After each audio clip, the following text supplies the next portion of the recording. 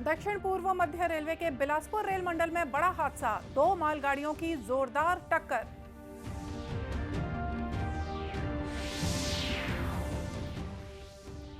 छत्तीसगढ़ में 24 घंटों में मिले 531 कोरोना संक्रमित, सक्रिय मरीजों की संख्या 2200 के पार।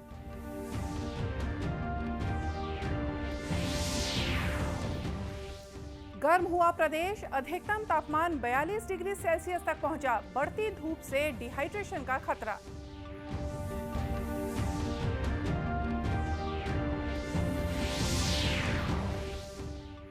और रमजान का पाक महीना अब अपने अंतिम पड़ाव पर, मुस्लिम समाज के लोगों ने शबे कद्र की रात इबादत में गुजारी।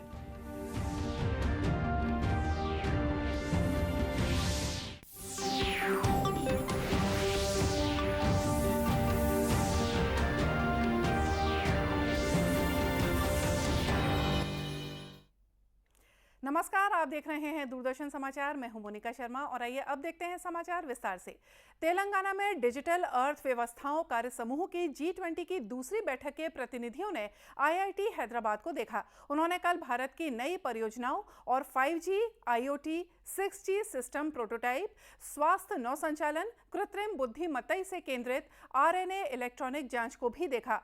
5G और 6G उत्पाद फाइबर नेटवर्क या दूर दराज के इलाकों में फाइबर बिछाने, विशेषकर लागत वहन नहीं कर सकने वाले देशों के लिए उपयोगी साबित होने की संभावना है। दक्षिण पूर्व मध्य रेलवे के बिलासपुर रेल मंडल में बुधवार को बड़ा हादसा हो गया है, जहां रेलवे स्टेशन पर खड़ी एक मालगाड़ी को पीछे से आ रही दूसरी मालगाड़ी ने जोरदार टक्कर मार दी। हादसा इतना भयानक था कि मालगाड़ी में आग लग गई। इस हादसे में एक लोको पायलट की मौत हो गई, जहां 4 लोग गंभीर रूप से घायल हो गए हैं, जिन्हें अस्पताल में भर्ती कराया गया है। बताया जा रहा है कि शहडोल सेक्शन के बीर सिंहपुर रेलवे स्टेशन में रेड सिग्नल न देख पाने की वजह से यह हादसा हुआ। दरअसल पहले से खड़ी एक मालगाड़ी में दूसरी ट्रेन आकर टकराई, जिसकी चपेट में तीसरी ट्रेन भी आ गई। ऐसे में 3 ट्रेनों के आपस में टकराने की वजह से रेल महकमे में हड़कंप मच गया। हादसा इतना भीषण था कि ट्रेन के परखच्चे उड़ गए। इस हादसे के वक्त बीर सिंहपुर स्टेशन से गुजर रही एक और मालगाड़ी चपेट में आ गई थी। रेलखंड पर आज प्रातः सिंहपुर स्टेशन में कोयला लोडेड मालगाड़ी के सिग्नल ओवरशूट करने के उपरांत इंजन सहित 9 वैगन डिरेलमेंट हो गए हैं। इसके फलस्वरूप अप, डाउन एवं मिड लाइन प्रभावित हुआ है, जिसके कारण रेल परिचालन अवरुद्ध है। इसमें हेल्पलाइन नंबर 1072 जारी कर दिया गया है। इसके फलस्वरूप 10 ट्रेनों को कैंसिल किया गया है, 3 ट्रेनों को शॉर्ट टर्मिनेट किया गया है, 2 ट्रेन डाइवर्ट हुई है और 1 ट्रेन को रिशेड्यूल किया गया है। इस हादसे के बाद बिलासपुर से रेल अधिकारी घटनास्थल के लिए रवाना हो गए हैं। बचाव कार्य शुरू कर दिया गया है। फायर ब्रिगेड और एम्बुलेंस घटनास्थल पर पहुंच गए हैं। और अब बात करते हैं कोविड की। देश में पिछले 24 घंटों के दौरान 10,542 लोगों में कोरोना संक्रमण की पुष्टि हुई है। स्वास्थ्य मंत्रालय के अनुसार इस समय देश में 63,562 मरीजों का कोविड उपचार चल रहा है। इस बीच कल 8,175 कोविड रोगी स्वस्थ हुए। कोविड से स्वस्थ होने की दर 98.67% है। स्वास्थ्य मंत्रालय के अनुसार देश भर में अब तक 220 करोड़ 66 लाख से ज्यादा कोविड रोधी टीके लगाए जा चुके हैं। इधर छत्तीसगढ़ में 6,223 सैंपलों की जांच में 531 व्यक्ति कोरोना संक्रमित पाए गए हैं। वहीं कोरोना से 4 लोगों की मौतें भी हुई हैं। रायपुर जिले में 84 तो राजनांदगांव जिले में 52, बिलासपुर में 38 लोग कोरोना संक्रमित पाए गए हैं। प्रदेश की औसत पॉजिटिविटी दर 8.53% है। साथ ही प्रदेश में कोरोना के कुल सक्रिय मामले 2400 के पार हो गए हैं। प्रदेश में तेजी से मरीजों की संख्या बढ़ रही है। राजनांदगांव जिले में अचानक 52 मरीज मिलने से स्वास्थ्य विभाग का अमला सक्रिय हो गया है और जिले में सामान्य लक्षण जैसे कि सर्दी, खांसी और बुखार होने से तुरंत कोविड जांच की सलाह दी जा रही है। जिले में महज 2 दिनों में 102 कोरोना संक्रमित मरीजों की पहचान स्वास्थ्य विभाग ने की है। जिला स्वास्थ्य और चिकित्सा अधिकारी अशोक कुमार बंसोड़ ने बताया कि कोरोना इंक्रीजिंग स्टेज में है और कुछ समय के बाद कोरोना डिक्लाइनिंग स्टेज में पहुंचेगा। अभी जिले में सक्रिय मरीजों की संख्या 201 हो गई है। स्टेज में आएंगे। ये भी सही है कि अभी 1738 जो है कि हमारे जांच हुए हैं, उसमें से 138 के जो है यहाँ पॉजिटिव पाए गए हैं, जिसमें कि 34 लोग जो है अभी डिस्चार्ज हो चुके हैं और 102 जो है अभी एक्टिव केसेस है। यहाँ पर 2 डेथ हुई है यहाँ पर, एक गोटाटोला का है और एक विचारपुर नया गाँव है। तो इसके लिए क्या prevention is better than cure. तीसरा क्या है, सोशल डिस्टेंसिंग रखें, हाथ सैनिटाइज करें और मास्क का उपयोग करें।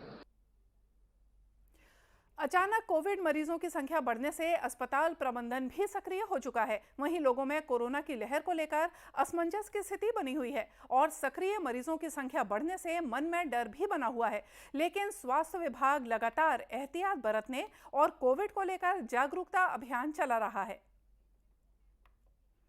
मोबाइल चोरी की बढ़ती हुई घटनाओं के साथ ही पुलिस भी इसके प्रति सजग हो गई है और गुम हुए मोबाइल को ढूंढने में टीम बनाकर ऐसे मोबाइल चोरों पर सख्त कार्रवाई भी कर रही है।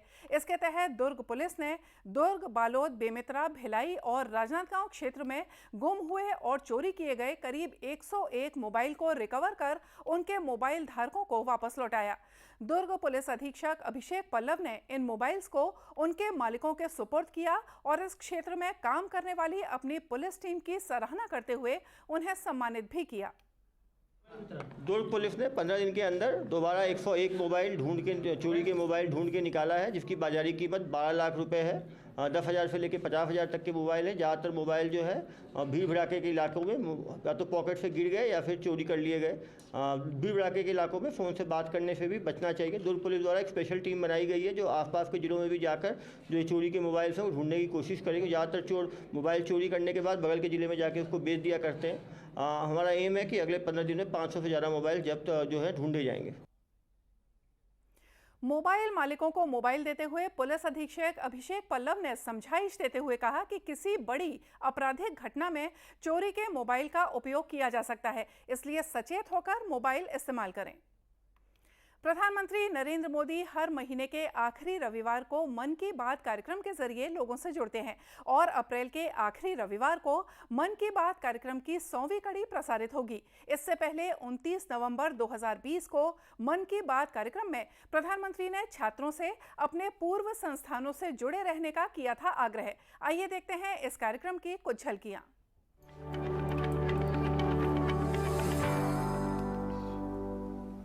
मैं पूर्व विद्यार्थियों से आग्रह करना चाहूंगा कि उन्होंने जिन संस्था में पढ़ाई की है वहां से अपनी बॉन्डिंग को और अधिक मजबूत करते रहें, चाहे वह स्कूल हो, कॉलेज हो या यूनिवर्सिटी। मेरा संस्थानों से भी आग्रह है कि एल्यूमनाई एंगेजमेंट के नए और इनोवेटिव तरीकों पर काम करें, क्रिएटिव प्लेटफॉर्म्स डेवलप करें ताकि एल्यूमनाई की सक्रिय भागीदारी हो सके। बड़े कॉलेज और यूनिवर्सिटीज नहीं, हमारे गांवों के स्कूल्स का भी strong, vibrant, active alumni network हो।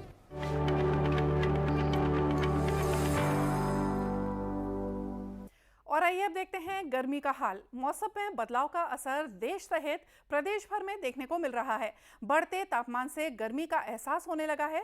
छत्तीसगढ़ का अधिकतम तापमान 42.6 डिग्री सेल्सियस तक पहुंच गया है। प्रदेश के प्रमुख शहरों में बढ़ते तापमान पर नजर डालें तो बिलासपुर में 42.6, रायपुर में 42.2, राजनांदगांव में 40.7, तो वहीं अंबिकापुर और दुर्ग में 39 डिग्री सेल्सियस तक तापमान पहुंच गया है। सुबह से ही तेज धूप और गर्म हवाओं से लोग परेशान होने लगे हैं, जिससे प्रदेश में लू की स्थिति बनी हुई है। बढ़ती हुई धूप से डिहाइड्रेशन का भी खतरा बना हुआ है। तेज धूप से शरीर में पानी की कमी हो जाती है। मौसम विभाग की माने तो आने वाले समय में छत्तीसगढ़ में और ज्यादा गर्मी पड़ सकती है। मौसम विशेषज्ञ HP चंद्रा ने बताया कि प्रदेश में उत्तर पश्चिम से गर्म और शुष्क हवाएं आ रही हैं। इसके चलते बुधवार को उत्तर और मध्य भाग में अधिकतम तापमान में बढ़ोतरी दर्ज की गई। 2.3 है, जबकि सबसे अधिक है बलौदाबाजार में 44 डिग्री सेल्सियस है, वो पार कर चुका है। इसी तरह से रायगढ़ में है 43.7 डिग्री सेल्सियस है, वो दर्ज किया गया है। यदि हम रीजनल वाइज बात करें तो लगभग जो एक्सट्रीम नॉर्थ और साउथ है वो 40 के आसपास बना हुआ है, जबकि जो मध्य क्षेत्र है, बिलासपुर संभाग, रायपुर और दुर्ग संभाग है, यहाँ पर 42 और 43 के बीच में लगभग औसत रूप से बना हुआ है। आज की बात करें तो आज थोड़े से टेम्परेचर में जाहिर तौर पर मध्य और उत्तर छत्तीसगढ़ में वृद्धि होने की प्रबल संभावना बनी हुई है।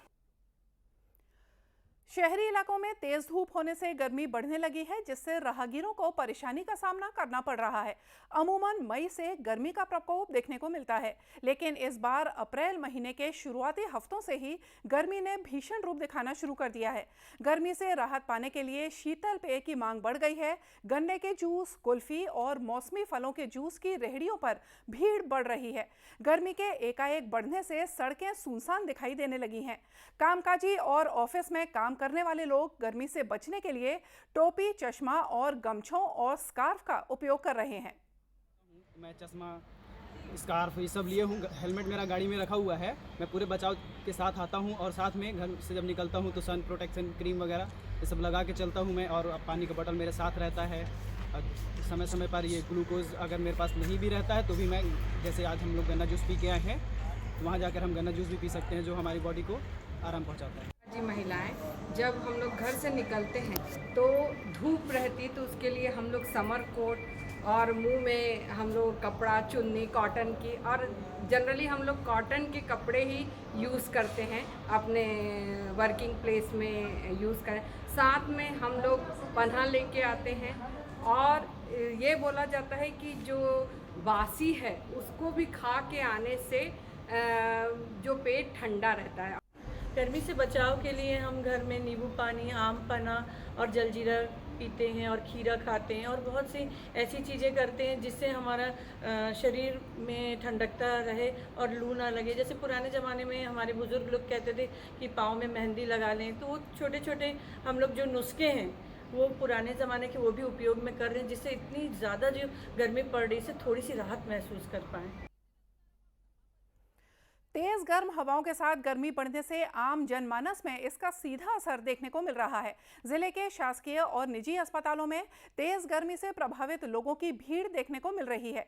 Civil surgeon doctor YK Sharma ने गर्मी से बचने के विशेष उपचार और उपायों के बारे में बताया कि धूप में जब तक अति आवश्यक न हो तो 12 बजे के बाद धूप में सामान्यतः न निकले। धूप में निकलना आवश्यक ही हो तो खाली पेट न निकले। कुछ न कुछ पेय पदार्थ जैसे पानी है, ORS पाउडर है, नींबू पानी है, पना है, इस टाइप का कोई घोल तरल पेय पदार्थ पीकर ही निकलें। और सिर में गमछा वमछा बांध के निकलें या छतरी का उपयोग करें।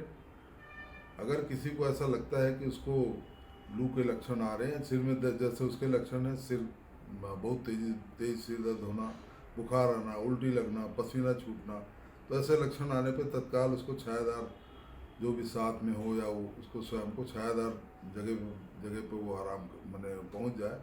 और वहाँ पर अगर बुखार है तो थोड़ा गीले कपड़े से उसको अंगूछें।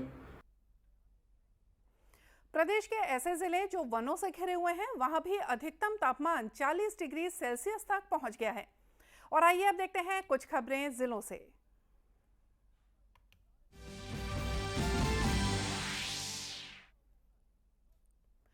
बीजापुर विधायक विक्रम मंडावी के काफिले पर माओवादियों ने गोलीबारी कर घेरने की कोशिश की थी, लेकिन ड्राइवर की सूझबूझ से एक बड़ा हादसा होते होते बच गया। मंडावी पर यह हमला तब हुआ जब वो एक नुक्कड़ सभा से लौट रहे थे। जब गाड़ी पर हमला हुआ तब ड्राइवर ने गाड़ी को गांव की ओर मोड़ दिया था, जिससे विधायक पूरी तरह से सुरक्षित अपने घर लौट चुके हैं। यह घटना मंगलवार शाम 4:30 बजे की है।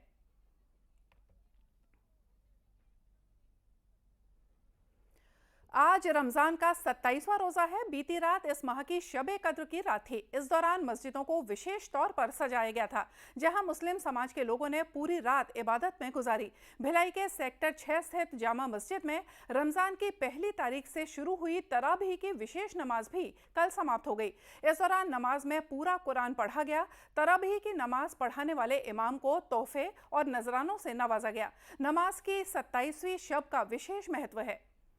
प्रतियोगी परीक्षाओं की तैयारी करने वाले युवाओं के लिए मुख्यमंत्री भूपेश बघेल ने नालंदा परिसर में मिलेट्स कैफे का शुभारंभ किया। अब नालंदा परिसर में शहरवासियों को भी रागी, कोदो कुटकी, ज्वार और सवा जैसे मिलेट से बने व्यंजनों का स्वाद मिल सकेगा। पोषण के लिहाज से भी ये कैफे विद्यार्थियों के लिए महत्वपूर्ण रहेगा। इस अवसर पर मुख्यमंत्री ने रागी से बना केक काटा और कुटकी से बना चीला और कोदो की खीर, रागी का कपकेक और रागी की पाव भाजी का स्वाद भी लिया। और इसी के साथ ये समाचार बुलेटिन यहीं समाप्त हुआ। नमस्कार।